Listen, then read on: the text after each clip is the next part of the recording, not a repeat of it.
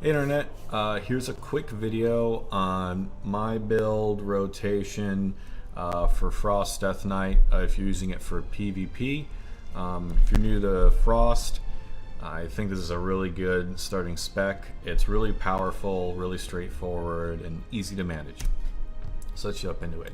Talents, it's based around using essentially a ton of passives that all work together in order to make it really easy to use, but also really powerful. So passive, passive, passive, passive, passive, passive, and then finally a non-passive ability.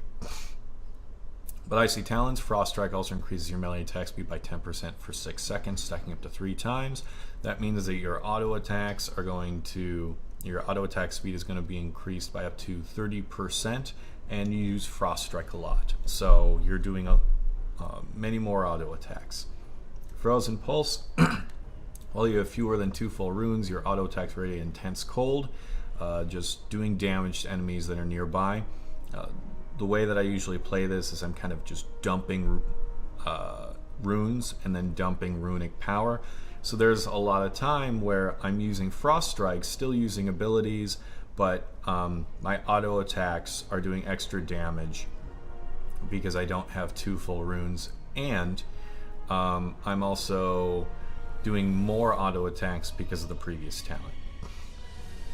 In Ice Camp, Frost Strike and Obliterate critical strikes reduce the remaining cooldown of Pillar of Frost by 1 second. Pillar of Frost itself, it's a 1 minute cooldown, but it lasts 20 seconds, so there's 40 seconds there where Pillar of Frost isn't available. Using this, I would be surprised if I had less than 9 to 10 critical strikes between Obliterate and Frost Strike during that entire minute cooldown. I bet it's probably more than that. And there are a lot of other talents, not only here, but also honor talents that increase the chance of a critical strike and all this stuff. But and it's also integral with a couple other talents as well.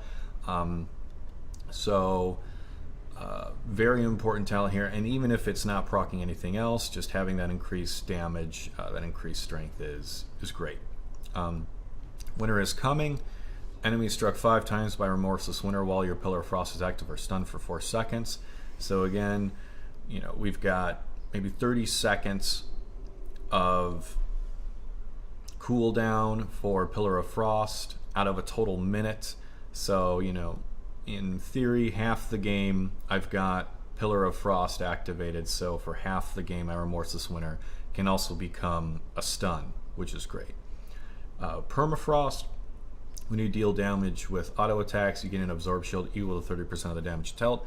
The first Frost build that I had did not have Permafrost, and unless I was tied at the hip to a healer, I would die so fast. So I took this talent, and that combined again with Icy Talons, increasing the speed of your auto attacks. It means that you can generate a fairly substantial Absorb Shield and give you some more survivability, even if you're by yourself. Runic Attenuation, again, builds off of Icy Talons. Icy Talons, just generating 1 runic power, and giving me the ability to use Frost Strike more, which is more chances for it to critically strike, and reduce the cooldown of Pillar of Frost, which gives me stuns, and the whole cycle just it just works together. Then I took Breath of Sindragosa to give me an actual ability for burst. Again, usually I'll be dumping runes, and then I'll be dumping runic power. So this way I can dump runes, use Breath of Sindragosa. If I've been lucky, maybe I have another Obliterate that I can use then, but it just lets me focus on using my actual rune abilities, and just letting Breath of Sindragosa go ahead and use all of the actual runic power. I actually have this set to a macro, so the first time I press it, it triggers Breath of Sindragosa, and if I press it again, it'll trigger Empower Rune Weapon. So if I, you know, blow through all of my runes and I'm running low on runic power, I can then press the same button and immediately get 25 runic power, and also activate all of my runes, so I can get some very long durations for Breath of Sindragosa. In fact, just real quick, I'll show you that macro. Just be good. So cast sequence 120 Breath of Sindragosa and Power Rune Weapon. So cast sequence means that I use the macro, it uses an ability, I use the macro immediately afterwards, and it uses a different ability in this sequence. The cast sequence reset means that after I use the macro, it'll wait 120 seconds, and if I don't press it again, it'll revert back to the beginning of the sequence. So this means that I'll use Breath of Sindragosa, and if I need to use Empower Rune Weapon to, I guess, keep it going, I can use it. Or if I use Breath of Sindragosa and my target dies without me having to use Empower Rune Weapon, the next time that I would use this macro would be if I wanted to use Breath of Sindragosa. And it wouldn't allow me to use it until it came off of cooldown. So the only risk that you run is using Breath of Sindragosa and thinking that it's off of cooldown, and using the macro, in which case you've now used Empower Rune Weapon outside of using Breath of Sindragosa, which can suck. But that's why I have my toolbar laid out this way and the size increased and a countdown timer on it, just so it's real easy for me to see on the fly whether it's on cooldown or not. Okay, continuing over to Honor Talents. For PvP, I feel that the biggest threat that a Frost Death Knight has is the target kiting them and being able to get away. As you see, so many of these things working together are based upon being within melee range. It increases my survivability with the Absorb Shield. It gives me runic power, so I can use Death Strike to heal myself. I'm basically SOL if the target is getting away from me. That being said, this is kind of up to your personal flavor. Again, my philosophy is if it's simpler, 9 times out of 10 it's better. So again, having this passive that just reduces the amount of time that I lose control of my character or any CC, I just went for that. And I wanted it to be available all the time as opposed to once and not being able to help me for another minute. There's Medallion, gives you another button to press, so that's why I stayed away from that. Reinforced Armor increases your health by 10%. Most threats, again, are ranged. If you get in within melee range, that is a good place to be. So I wanted something that helped me all the time, whether I was in close to melee range or at range fighting a target. And you're also not often above 80% health when you're in a battleground. I mean, one Chaos Bolt and you'll be at less than 80% health. So I just didn't think this talent was that helpful. Sparring only helps me with physical attacks. Reinforced Armor helps me all the time, and it increases the baseline healing that I can get from Death Strike. Cadaverous Pallor, again, just increases survivability. So my defenses for magical damage is Anti-Magic Shell, and then on top of that, if someone throws a huge Chaos Bolt on me, Cadaverous Pallor will hopefully turn it into a dot. The next talent, Heartstop Aura. I took this not only to be a menace to healers trying to get off larger heals or like cooldowns for themselves, but I also use this because it affects movement enhancing abilities of targets, and again, that's what I think the biggest threat is. So this way they're able to get away from me the least amount compared to taking the other talents. Decomposing Aura, I do so much damage with this build. I wasn't concerned about being able to tack on, the reduced maximum health. I was much more concerned with limiting their movement abilities. And Necrotic Aura, all the damage again would have been nice. It doesn't help one of my main damaging abilities, which is Obliterate. So Heartstop Aura helps me, helps everyone else. That's why I decided to go with that.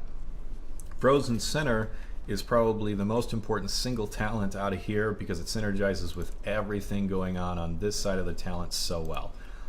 So Remorseless Winter also freezes all targets within 10 yards, rooting them in place for 4 seconds when cast. So when I open up a fight, Howling Blast, I immediately use Remorseless Winter, and that means that immediately that target is not moving for 4 seconds when I begin that fight. So they're not getting away. I'm able to hit them. I'm able to generate this Absorb Shield, and it synergizes really well with Winter is Coming because I only have to strike my target 5 times with Remorseless Winter in order to stun it.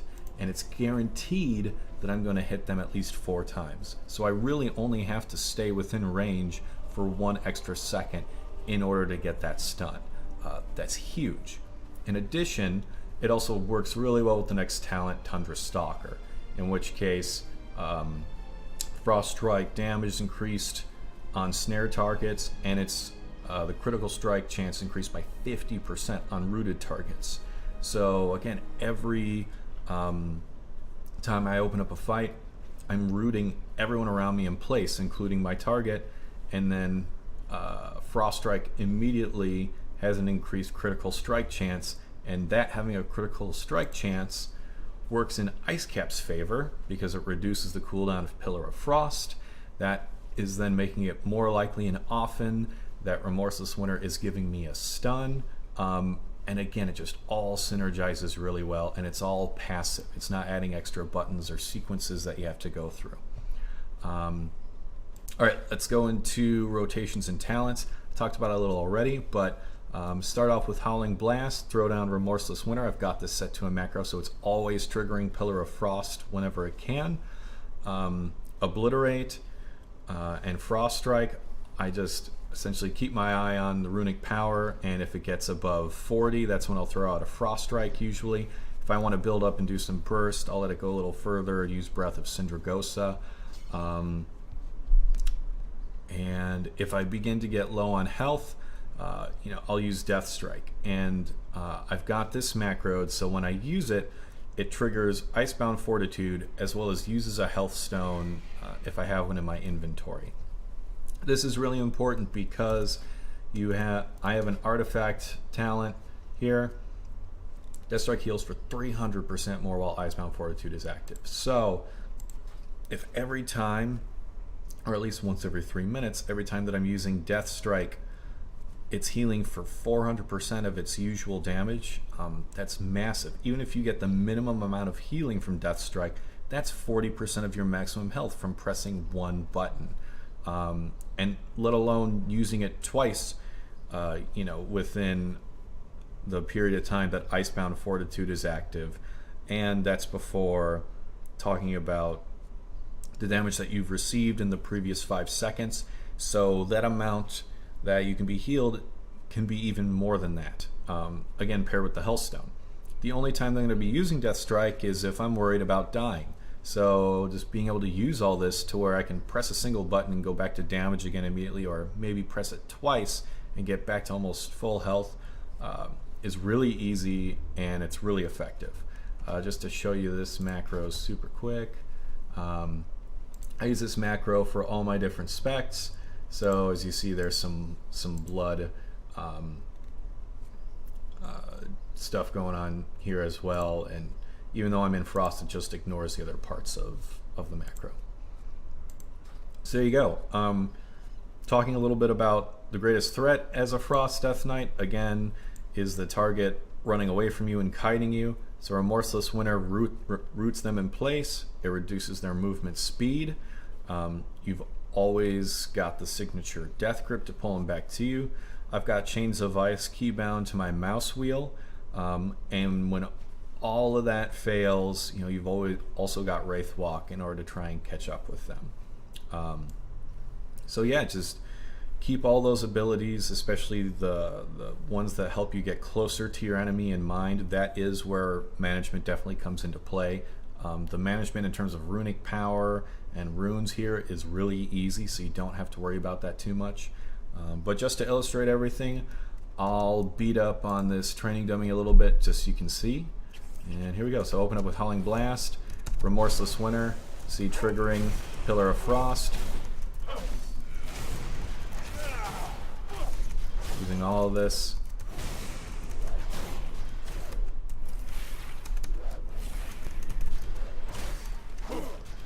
And to see I've run out of runic power there. And that's just beating up on the target the entire time. If I really begin to run out, I can always use Empower Rune Weapon, but you know, I'll just for fun, let's build up some runic power and use Breath of Syndragosa here. Give me a little bit. No, let's just do it. Alright, so here we go. Breath of Syndragosa is going, right? I even use Frost Strike, pop Empower Rune Weapon, and what the... Oh, shoot. That was actually a really bad really bad example of using it. But I think the philosophy and theory behind it came across to you guys even if I didn't execute it that well that time. But yeah, just dumping your runes, dumping your runic power, going back and forth, having everything set up so you're taking advantage of every little benefit that you can automatically without changing your rotation or what you're really doing. It's really straightforward, and if you're new to Frost, I would highly suggest you try this out. Questions, comments, please leave them below. And if your comment's going to be like, oh, this is like too easy and noob-tastic, like, I know, I'm not going to argue with you on that one. It is really easy, but it's also really effective and it's also really fun.